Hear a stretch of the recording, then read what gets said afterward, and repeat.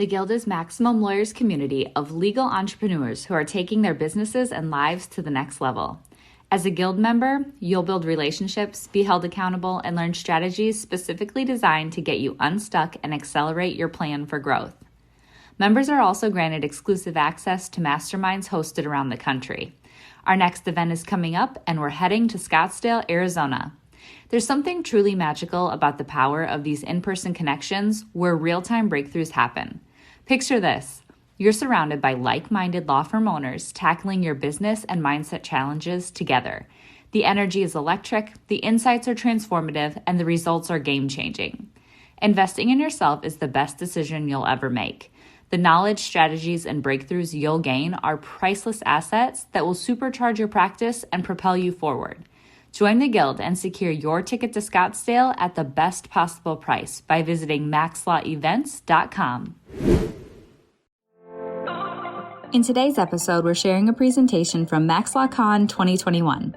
Keep listening to hear Jay Henderson as we share his talk, 4 Key Steps to Make KPIs Work for You. You can also head to the Maximum Lawyer YouTube channel to watch the full video. Have you grabbed your ticket to this year's conference? If not, head to maxlawcon2022.com to get yours today. Now, to the episode. Run your law firm the right way. This is the Maximum Lawyer Podcast. Your hosts, Jim Hacking and Tyson Mutrux. Let's partner up and maximize your firm. Welcome to the show. I'm going to talk about KPIs a little bit. Yay, KPIs, fun. So you have more potential than you're currently utilizing. I've objectively measured over 18,000 people and how they think and make decisions and their performance capacity. So I have objective data that you have more potential than you're currently utilizing. Your team has more potential than they are currently utilizing. Your business, of course, as a result, your firm has more potential than you're currently utilizing. Who here knows what KPIs are? Key performance indicators. Why do we want to have key performance indicators? We want them because they focus people. Focus is the absolute, I'll call it mother virtue, if you will, as it pertains to performance and getting the best out of people. The big problem is that there's interference everywhere. Interference, one word that represents everything that gets in the way and blocks focus, blocks performance, and minimizes our access to our potential. Okay? It's everywhere, right? We all know this. It's some of the stuff Jim and, they were just talking about. It's like, we've got to have that focus so we can grow. I want to give you an example of focus. So I've studied sports psychology for 30 years just because I love it. I study it because I learned that they had all the research and information and knowledge about how people learn and how people take their learning and translate that into performance. There's a whole process that goes on. And can people access their performance, right? So this is Rory McIlroy, pro golfer, all right? 2011 Masters. He was 22 years old. Already made millions of dollars, already one of the best golfers in the world. Okay? He's in the Masters. He goes through the first round. Day 1, he leads by 5 shots. That's a big deal. The media is really going to get into that, right? Day 2, leads by 8 shots. Day 3, 8 shots. Day 4, loses by 14 shots. Now, to go from an 8-shot lead to a 14-shot loss is a massive, colossal choke, right? And that choke happened because of interference. What interference? Well, here's a 22-year-old kid that's about to become a Masters champion. Yeah? His name will be held in the record books of golf forever. The 2011 Masters champ. He'll get a 5-year exemption on the PGA Tour, which means he doesn't have to qualify for anything. He'll win $1,200,000. Get the trophy. Name everywhere. Go on to make millions and millions of dollars in endorsements. Well, I'm sure that on that day, judging by what happened, he couldn't find his shorts with both hands. His mind was so cluttered with thoughts that he should not have been having, but could not help but have. He'd never been in that position. He'd never been in that experience. And it's just a big, big deal. Fast forward 2 months. 2 months later, Rory tees off at the U.S. Masters in June. Lead, 3 shots. Day 2, 5 shots. Day 3, 6 shots. Everyone's wondering. The media's like, what's going to happen? Remember Rory's massive choke? Is he going to perform? Or what's going to happen?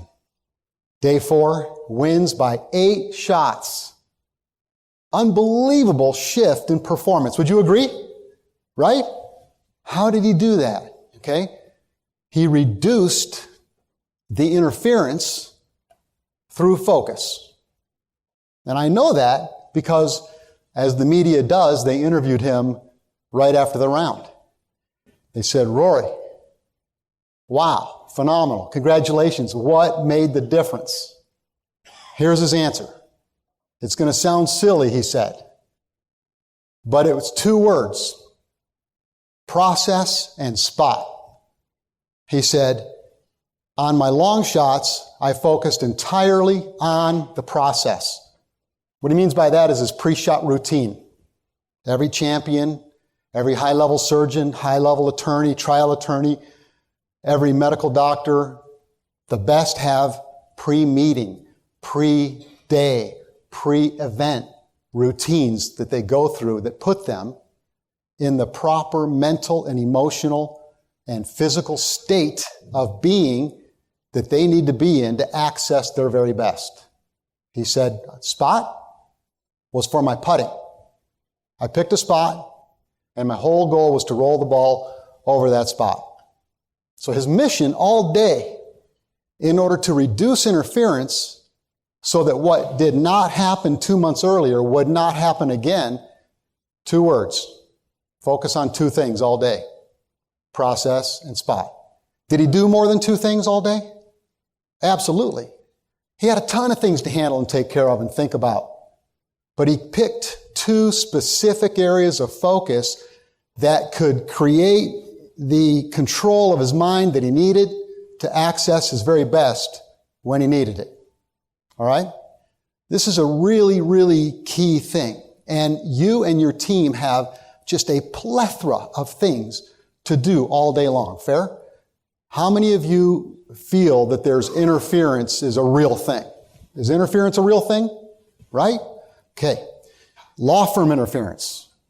There's external interference, and external would be too many goals. What do I focus on if I have 10 KPIs I've got to pay attention to all day or all week or all month? Right? Team doesn't know the boss's priorities. There's a lack of clarity. Bad hires. That's a huge interference issue, right? Broken systems, poor management, weak customer service. There's all kinds of interference that goes on in our firm. It's just so many things that are critical to do. Internal interference. Someone's in the wrong job. They have poor judgment, and they don't make consistently good decisions for and in behalf of your firm. You want to delegate. You don't want to micromanage. As Tyson was saying, you want to move them into performing at a high level. You want to trust them, right? But maybe they have poor judgment and they're not going to make good decisions for you. Toxic team members, hate to say it, happens, right? They don't fit your culture, your values, who you're about and what you want to be about. So there's all kinds, obviously, of interference that is getting in the way all day long of your team. So we need to do what Rory did. We need to find a way to focus. That's what helps us, yeah? So performing on KPIs requires behavior change. How many of you would like to see your team members' behavior change during the day? Raise of hands. Just look around. You want your performance to increase. That's a behavior issue. Rory behaved differently because he focused differently. His change in focus created what needed to happen in order for him to perform at a high level, right? So Stephen Covey said, organizations don't behave. People do. So I want to just for a second tell you that there are 3 core decision-making dimensions. Science is proven, mathematically proven, there are 3 core decision-making dimensions. Every decision you and I make comes down to these 3 core dimensions. I think of it like an umbrella that everything falls under. So in your practice, everything falls under these 3 core decision-making dimensions. They are systems. Do you hear about systems much? A lot of laughter all the time, right? Tasks. Have we been talking about tasks a lot? Right? And the third one is people. People. The intrinsic dimension. Your systems, everything that falls under that is vision, as Jim was talking about and Tyson. Mission. Strategy starts moving toward tasks. Tactics. Vision, mission, tactics. Vision, mission, strategy, tactics. Okay? Perfection is in the system dimension. Law is in the system dimension. So you need to make sure that your systems are organized, which we know we talk about all the time, and that the tasks are very, very clear. Because we don't want a lack of clarity, because a lack of clarity creates interference or a lack of performance. Right? Organizations don't behave, people do. Why did Covey say that? He's a PhD in organizational behavior. His baby is organizations, because the organization doesn't perform. Systems are awesome and they help us and they drive certainty, right? And they give us security and efficiency. We know that. And they're key, and you're doing that, I'm sure. But when we get into the people aspect, they're the ones that have to perform the tasks and follow the systems, right? Fair? So it's their decision making that impacts how they handle these 3 core decision-making dimensions. And you as a leader, it's key that you're clear on how to get your people to behave in the way they need to behave, which includes driving focus to reduce interference. So I'm going to get into the 4 steps in a minute, but I wanted to give you this paradigm, this background, because this, like was talked about yesterday. One gentleman talked about one of his goals for this weekend was to make sure that he got the tactics he needed to perform. Great choice, right? And Dave Fries and Bill Umansky both said, you really want to back up a little bit, which he probably knew, and he mentioned he knew that, right? But getting back up into that vision, mission, strategy piece, the planning and organizing, so that you can be clear on the tactics you want to get where you want to go. But people and performance is leadership, which we've been talking about. Influence. Getting the best out of them, driving the focus, yeah? All right. Here's what's interesting. Work is logical. So how many of you have been frustrated that you've hired someone that didn't work out before? Raise your hands high. Please look around, everyone. It's like 75% of the room and the rest don't want to say. So, but by the way, that's normal. Totally, completely normal. We saw the resume. We interviewed them. We told them what the job was. They said they could do it. They said they would do it. We made an offer. They were excited. They come into the firm. Everybody's happy. All you attorneys or your office manager, your law firm administrators, or whoever's doing your hiring for you is like, phew, all right, cool. I can go get some work done now that I got that out of the way. That's how it feels. How many of you love hiring? Look around. Nobody? So we expect now. We've done all the work. We expect them to perform at a high level because they said they could. We did the research. Doesn't happen. It's what I call the expectation gap. It's a tremendous amount of frustration there. Perfectionistic expectations comes from being highly systemic.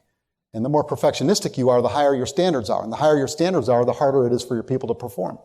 That's okay. We need high standards. I'm not saying don't have high standards.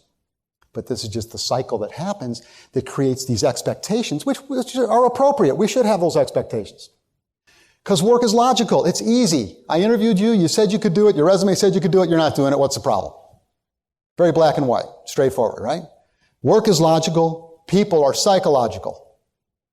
Right? We know that. They can't even get themselves to do what they know they should do. So performance is psychological.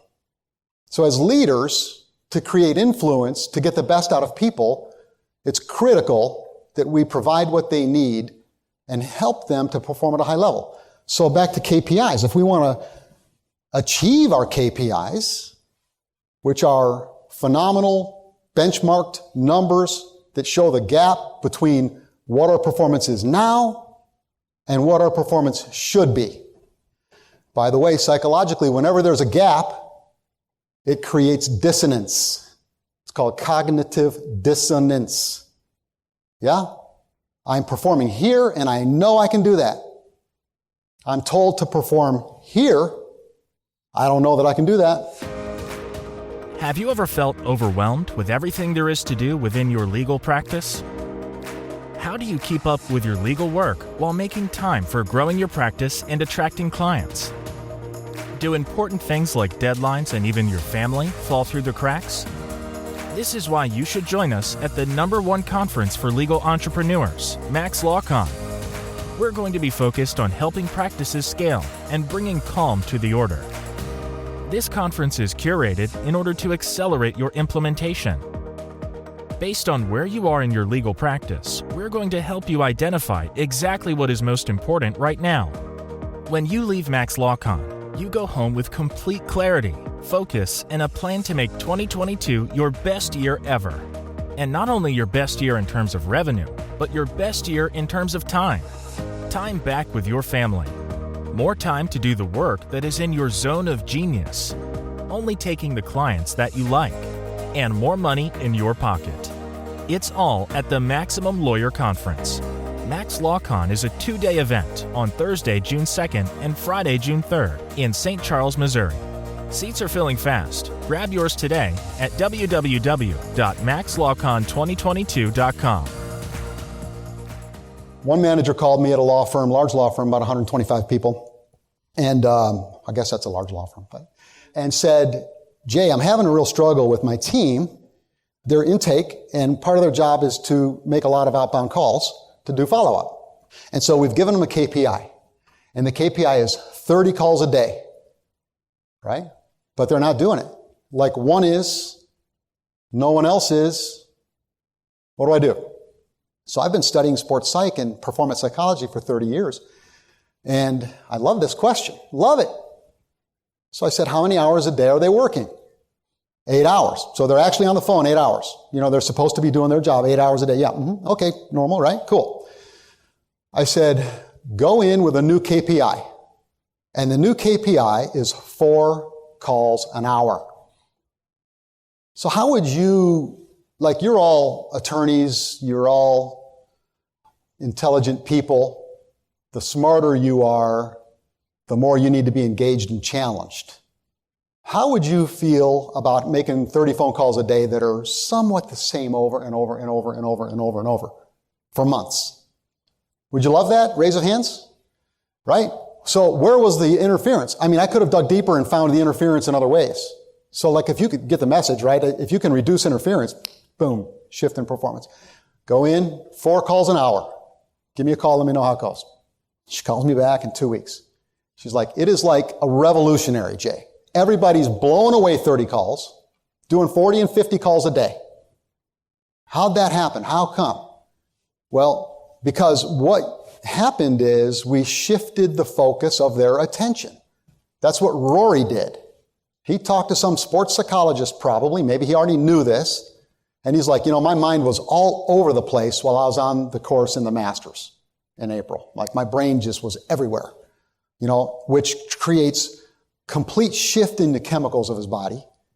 You know, all the blood stops flowing into the small muscles of the body, the hands, the arms and whatnot, and goes straight to the quads and the back. What's happening? Adrenaline, cortisol, fight or flight is going into Rory because of all the interference in his brain because of his self-image. Am I a Masters champion? Really? Yeah, I know I've been working at this all day, every day. For years and years and years. See, there's self-image, which is I can see myself succeeding as a big-time attorney. I can see myself scaling. But self-efficacy is, can I cause it to happen? Different paradigm. So you take people that need to make 30 calls a day, and maybe they don't even want to. They just wanted a job. But then you give them this KPI, and it's over their head, and their self-image and their self-efficacy and their whole brain, they don't want to do it and they freak out and they just don't perform. This is why Covey said organizations don't perform, people do. So what do we do to shift people's performance? We've said it a few times, right? We focus, help them focus. So the team excelled because of shifting it from every day they go in there and go, I got to make 30 calls. They're tired, low energy, maybe hungover, don't really love the job, didn't really want to do it anyway, but need a living. And now I got to make these 30 calls. Hated yesterday, got to do it again today. But when you shift it, they're still maybe going to not like it, but you can shift it to 4 an hour. They're like, 4 an hour, that's nothing. Can do that, no problem. Yeah. So it's fascinating how all this works, and it's a big shift. I mean, I've seen clients, and this blew my mind, by the way. I had a client that hired me I was executive coaching this owner of a firm, about 95 employees. And one day we're on the phone shortly after he hired me, and he said, I've got a problem with my profits. Now, I'm not like a business guru. I don't have an MBA. I'm not all into the numbers and the weeds. I understand it all, but I mean, that's not what I do. And so I said, okay, well, what's going on? And we had a good chat about it. And together we made a determination with his knowledge of what's going on in his firm that there was a problem in the medical records department, which was the beginning after the intake happened. They became a client, go to medical records, PI firm. And there was 4 people in this medical records department. And we did these 4 steps I'm going to show you together. And I was blown away because they had a 28% efficiency improvement on medical records in the first month. Another one, 30% in the second month. 32% in the third month. And then it ebbed and flowed. 29, whatever, up and down. They tracked all of it. Excel spreadsheet. They sent it to me. It was unbelievable what happened. I mean, the numbers got into like a 150, 280% improvement, 360% improvement over the first month that we started at. Not month over month, right? But the increase was unbelievable. I was shocked even. And it was by creating focus because of the 4 steps, which I better get to. Here's the thing. The fastest way to meet your KPIs is to reduce interference. Imagine you're driving down the road, you're on the freeway, you've got plenty of power in the car, your foot's on the gas pedal, you're cruising along, but you feel like you're dragging, like walking in mud. You know something's weird. And you go to find out that the emergency brake is on. Anybody ever have that experience driving down the normal street and you find out your emergency brake's on, the car feels weird, you're back onto the driveway? Anyway, what do? Put your foot more on the gas? Give it more gas? You know what the number one problem for high-performing people is? It's over-trying. They over-try because it means too much in their minds. That's what Rory did. Everything meant so much, it just whacked him mentally. And he was no longer playing the game because he was into the future. Trophy, money, rewards, fame. No longer in the present, into the future. Total mental interference. Couldn't access his performance. Right? So we're going to take the emergency brake off. We're going to take our foot off the brake. There's a lot of analogies for that. The fastest way to meet your KPIs and perform at a high level and grow your firm is to reduce interference. The thing is, you can't reduce interference by trying to reduce interference. You don't overcome your weaknesses by focusing on your weaknesses. What do? You put your attention on other things. By the way, I don't think you should focus on overcoming your weaknesses. I think you should focus on your brilliance and your talents and your gifts and your abilities and use those to block the weaknesses, development areas, whatever you want to call them, right? All right? You don't do it by reduce interference by Timothy Galloway, who wrote a book in 1972 or 3 called The Inner Game of Tennis, which, by the way, I love. It's phenomenal. It's like the Bible of sports psychology. He said, focus is what distracts us from whatever is distracting us. We know we're going to have distraction and interference, don't we? It's everywhere. In the earlier slide, I had a big storm, a big like hurricane-looking rainstorm. That's what everybody's in all the time. So we got to create focus.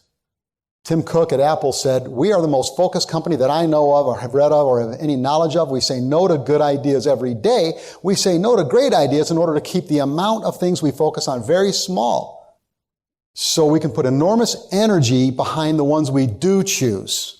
In fact, the table each of you are sitting at today, you could probably put every product on it that Apple makes, yet our revenue is $40 billion.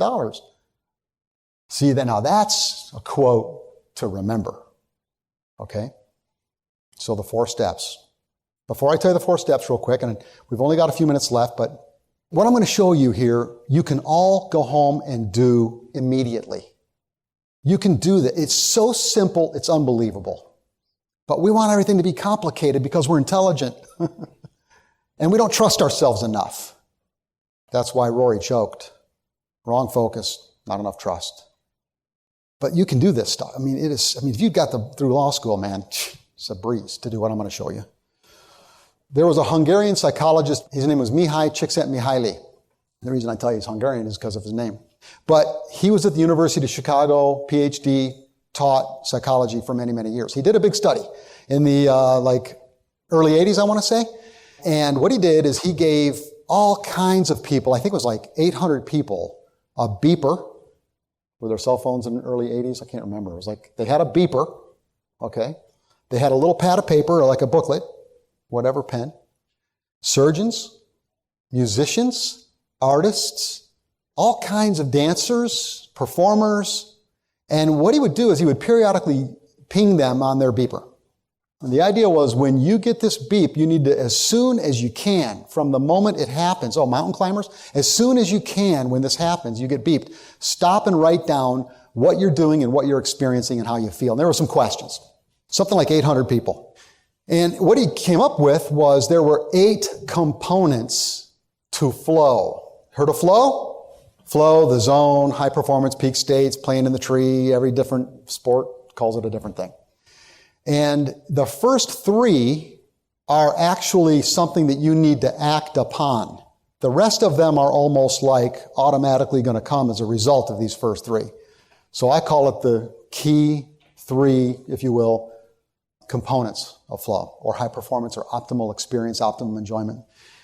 How many KPIs does each team have? Each of your teams, If you focus, you can perform faster. So you've got to pick the important part. We'll talk about that. Here are the 4 key steps, and here are Csikszentmihalyi's 3 key elements to flow. Number 1, so simple. Don't overlook. Tyson was talking about the importance of simplicity, and Jim earlier, right? It's true. Number 1, clear result goals. Number 2, clear process goals. Notice there are 2 different types of goals. Okay, Rory, what was his goal? Process and spot. That's now, me, here, doing this. What's a result goal? It's out there, future. Okay? So, clear result goals. 2 kinds of goals. But you need a goal which you want to carve out from everything that is happening. Having KPIs is great. You want metrics. You want to know where we are, really, and where we want to be. Good. You need that gap. Yeah, you need to get your team to do those KPIs, as we've been talking about. But what you can do is you can carve out a clear result goal for each team. Let's call it an impact goal, too, because you don't want to ask, for this team, what's the most important goal? You don't want to ask that question, because everybody will have a different opinion about what's important. What you want to do is say, what's the most impactful thing this team can do to shift the organization's results, to give us what we're after and give us what we need, right? And then what you do is you go around the room and you say to everybody, Jay, what are you going to do this week to impact this goal that we have given you? Great. Brian, Mittman, what are you going to do this week? So we go around the room and we get everyone to choose their goal. Covey said, no involvement, no commitment. If you give choice, involvement goes up. Guess what else goes up? Accountability. So it's what Tyson was saying earlier. You don't want to have to do everything yourself. You want to delegate and you want to trust. But you got to give them clarity. You got to give them that impact goal. That's not saying they're only going to do that all day. Sure, they're going to do all the other things they have to do. But we're going to give a disproportionate amount of energy to this impact goal. Right? Then we're going to go around the room and get process goals. Chuck, what are you going to do to impact this? Dina, what are you going to do to impact this? Adam, what are you going to do to impact this? Scott? So we go through and we get everybody to choose what they can do. 1 or 2 things. Focus. Simple. Not 10 things. 1 or 2 that you're going to do to impact this goal this week. Then you need feedback loops. You see these pictures at the bottom right here? These pictures are trying to indicate to you that there's what? What's the same thing in all those? 1 target. Michael Jordan has one goal. Jordan Spieth there has one target. Football goal, one target. So you're going to give them, what are one or two things you can do this week to impact this goal for the organization, right? Then you're going to meet weekly with the team around this goal. Only around the goal. This isn't a team meeting that's 2 hours. This is 20 minutes of how did it go this week? How did it go for you? How did it go for you? How did it go for you? Then you coach. That's part of number 4. Now, some of you, I know, don't want to coach your people. You may not want to talk even to your people. You may not even want to be around your team. And I know that, right? But this structure and process will focus your team to overcome the interference that is blocking their access to their best stuff. And it's so simple. You can do it. You really, really can do it. That's where your focus, leverage, engagement, and accountability come from. Okay? It works. Thank you so much for your time. Very grateful to be here. I've enjoyed the couple of days here.